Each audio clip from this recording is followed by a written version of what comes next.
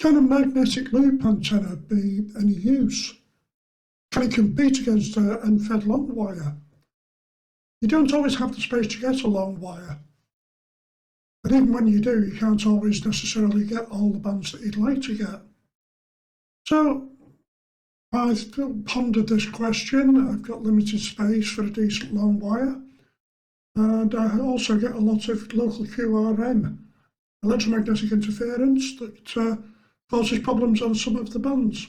So I decided to invest in a loop antenna. I got the cheapest one you can get, which is the YouLoop. That's about £35. I was able to get one on eBay for about half that. And I thought I'd take a gamble. It's a very simple thing made of very thin coaxial cable with SMA connectors on, a couple of connecting blocks that go top and bottom, and then there's a feed wire to it, which of course is never long enough. And I've tried buying in a couple of different locations. I did have it outdoors, which it's not really designed for. And I brought it indoors now, and I'm actually quite impressed with it. But how does it compare with the Longwire? So let's have a look.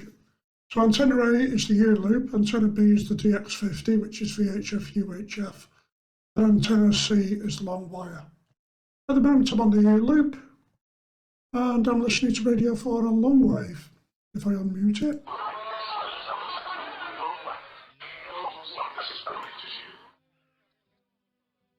Get a really good signal on there.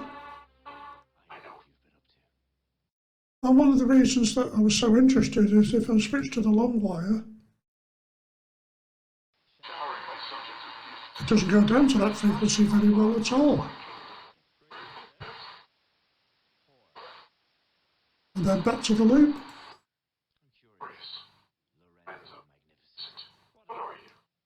Well, that's pretty good.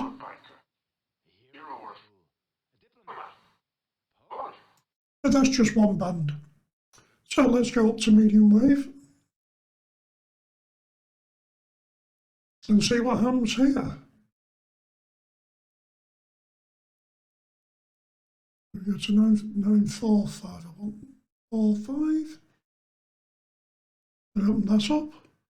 So we're on the YouLoop. Obviously we can't leave it on for more than a second.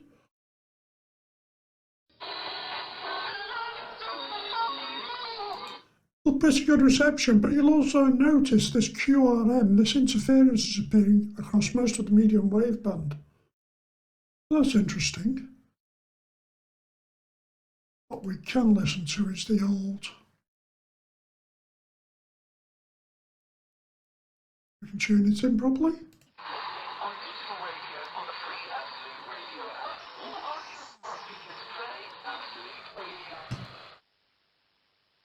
So that's on the Longwire.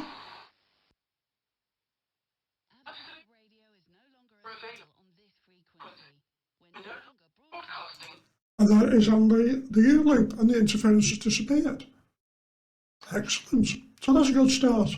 Of course, one of the features of mag loops, by the very name, is that they only pick up the magnetic components of the electromagnetic wave.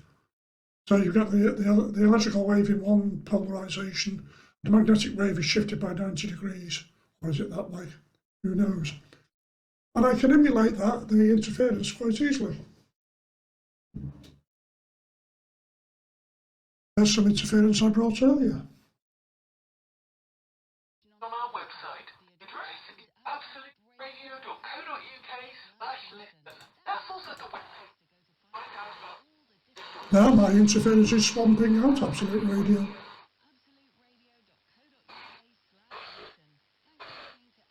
And the thing that's causing the interference is something that's probably going to be found in every household.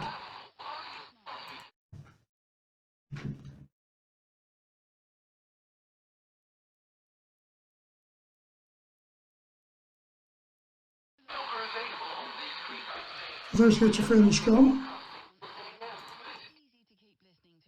And there's the back loop. Obviously the other interference is still there in the background that was there before. Obviously the interference in the background was there anyway. Let's try some other bands.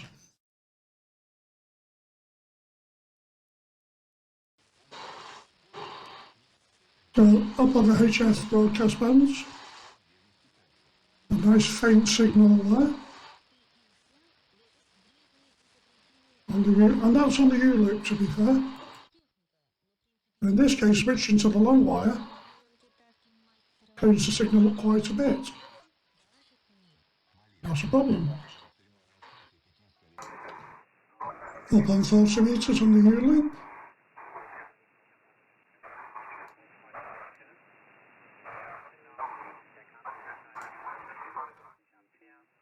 In this case, the Longwire is better.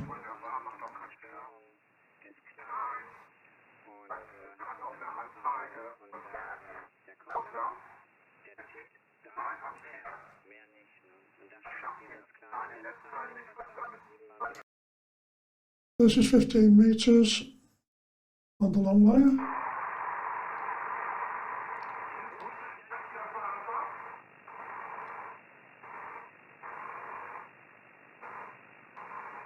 I deliberately picked a very quiet station.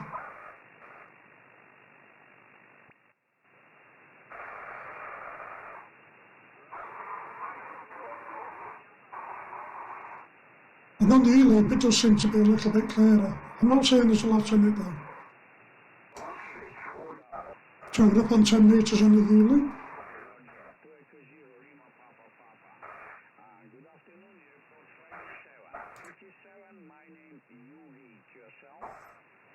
There's nothing in it between those two.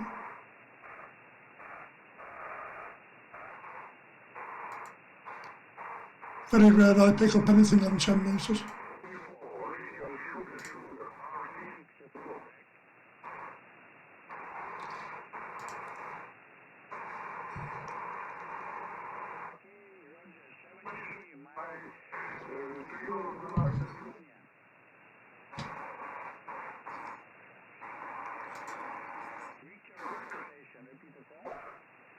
Does feel slightly clearer on 2 meters on the YouLoop.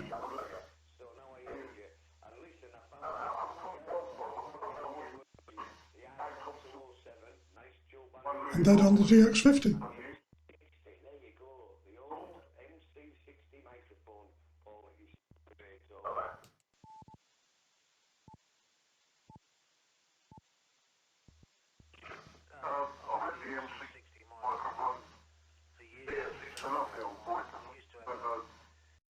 I can pretty much always pick that up because it's my local repeater. It's about 6 miles away. So, YouLoop can be a very versatile thing. It'll go all the way up to 2 meters. It won't go all the way up to 70. I've tried it. It's just not interested. But that's fine. So yeah, the YouLoop has a lot of advantages. And I did try it with an RF amplifier, but it always seems to be the case that you put one of these RF amplifiers on and it boosts the signal by 6 or 10 dB for about the first week, and then you try it again and it just doesn't work. And I think they don't have any static electricity protection on the MOSFETs or transistors that they're using, and I think handling them just blows it. I can't even find it at the moment, but I've not had a lot of success with the wideband amplifiers, and certainly on HF they tend to boost the noise as much as everything else. The other factor, of course, with the mag loop is that it's directional, and I haven't actually tried moving mine around, but I will say it's 90 degrees to the direction that I had it when I first bought it. So who knows? You know, I've not made any contacts on it on the amateur radio, so I wouldn't like to swear as to its directionality. But I have found it a very useful antenna, even just for the fact that it covers all the bands. You can leave it hooked up to an SDR all the time, and I can put my transceivers on the other 2 antenna. It's a good solution if you're restricted for space or you live in a flat. I have seen people using them in high-rise flats, indoors, and getting superb results. I did comment to one chap on YouTube, and he lived in a tower block that's like a 4 or 5 story thing, and it was between 3 or 4 other tower blocks. And I said, "How do you get through? Through the other flats?" He said, "It's no problem at all. It's both transmitting and receiving." So they are worth looking at, and the YouLoop is the cheapest and, with all due respect, crappiest you can buy. If you want to improve the performance of them, you can fit a tuning capacitor and make a pickup coil.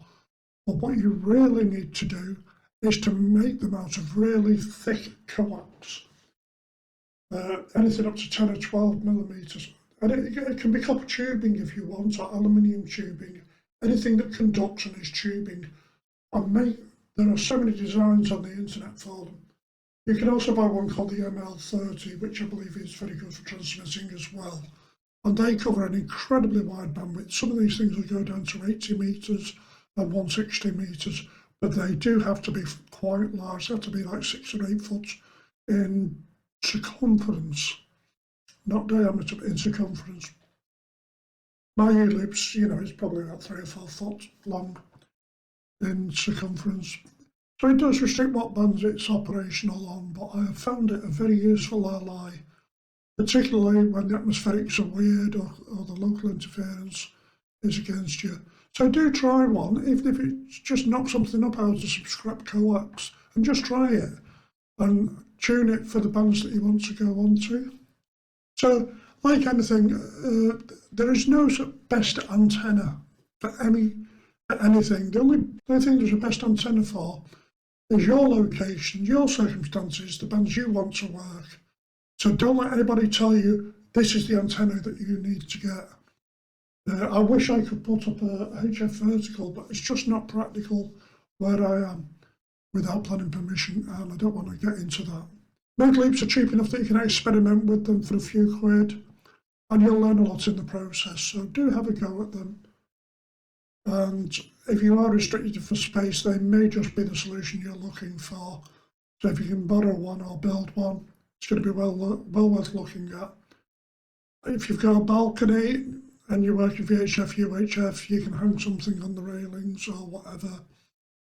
I know in America, particularly the home ownership associations are imposing very bad restrictions on some people, and loops have gained popularity, including one of the guys who works for SDR Play, which my receiver's the SDR Play RSPDX.